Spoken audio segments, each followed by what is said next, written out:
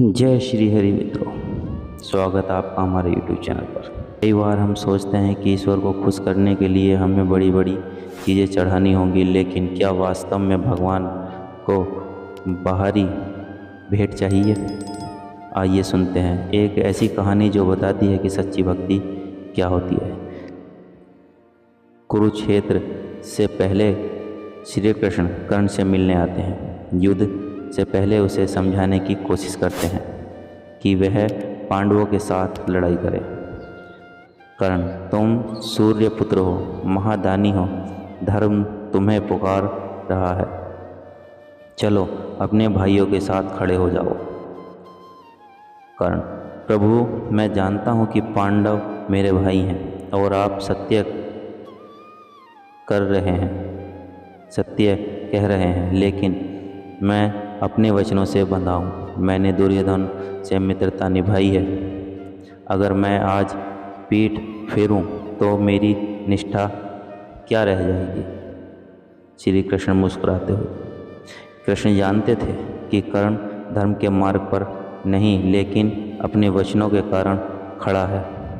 फिर उन्होंने एक प्रश्न पूछा, कर्ण क्या तुम जानते हो सबसे महादान कौन सा है जो किसी ने मुझे दिया? कर्ण, प्रभु आपने स्वयं कहा कि मुझसे बड़ा दानी कोई नहीं है, वह दान तो मेरा ही होगा। कृष्ण शांत मुस्कान के साथ एक कहानी सुनाते हैं। नहीं कर्ण, सबसे महान दान तो उस स्त्री ने दिया जिसके पास कुछ नहीं था। उसका नाम था विदर्भ की एक विधवा। जब मैं द्वारका से निकलकर अपने भक्तों से मिलने गया तो भूख लगने पर मैं उसके द्वार गया। वह स्त्री घबराई, उसके पास कुछ नहीं था, परंतु उसने मिट्टी से सना चावल का एक मुट्ठी भर हिस्सा मुझे भेंट कर दिया। उस भेंट में प्रेम, समर्पण और आंसू थे।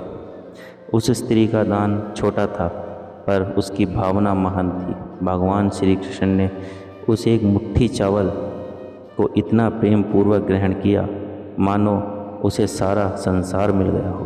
कर्ण धीरे धीरे भावुक होता है। प्रभु मैं समझा, मैं सदा अपनी शक्ति और अपने धन और अपने वचनों पर गर्व करता रहा, पर जिसने कुछ भी नहीं होते हुए भी आपको कुछ दिया वह सच्चा दानी था। कृष्ण मुस्कुराए, कर्ण तुम महान हो, लेकिन सबसे महान वही जो निस्वार्थ होकर प्रेम देता है, बिना अहंकार के, बिना शर्तों के।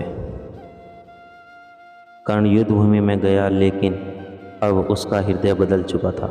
वह जान गया था कि सबसे बड़ा बल वह धन का होता है, न शक्ति का, बल्कि प्रेम और समर्पण का होता है।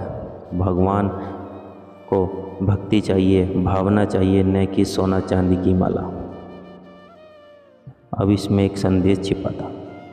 कभी भी अपनी छोटी भेंट को तुच्छ मत समझो। जब वह प्रेम से दी जाती है तो भगवान उसे पूरे ब्रह्मांड से भी बड़ा मानते हैं। यदि आपको हमारी ये कहानी अच्छी लगी हो तो हमें सपोर्ट ज़रूर करें और कमेंट्स में जय श्री हरि लिखकर हमारा हौसला बढ़ाएं। धन्यवाद।